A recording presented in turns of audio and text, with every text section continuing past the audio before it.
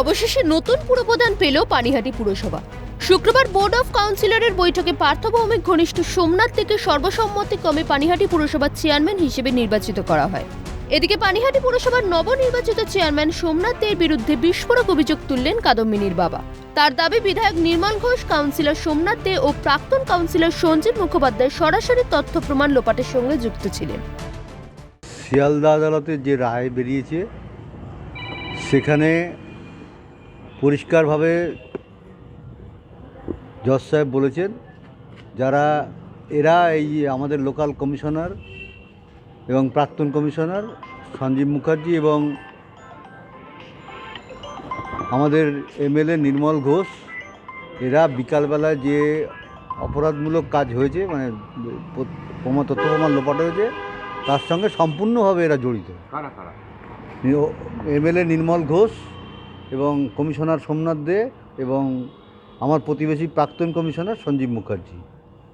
তারপরেও তাকে prize posting দেওয়া হলো চেয়ারম্যানের।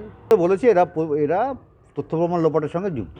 মানে কোর্ট একদম হ্যাঁ, সরাসরি কোর্টের রায়ের কপি যদি আপনারা দেখেন দেখতে পাবেন, রায়ের কপিতে দেওয়াই আছে। তার অভিযোগ, মুখ্যমন্ত্রীর নির্দেশেই তারা এই কাজ করেছেন, সেজন্যই তাকে প্রাইজ পোস্টিং দেওয়া হয়েছে।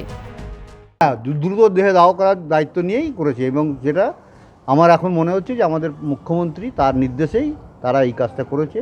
এবং আমাদের মুখ্যমন্ত্রীর নির্দেশে আমরা উইদাউট পেপারসে, আমার পেপারের পুরো বান্ডিল অ্যাপ্লিকেশন কপি আর ফাইল আমার ঘরের ড্রয়ারে পড়ে আছে। আমি ডেথ সার্টিফিকেট স্বাস্থ্য সচিব নিজে এসে আমার বাড়িতে দিয়ে গেছে।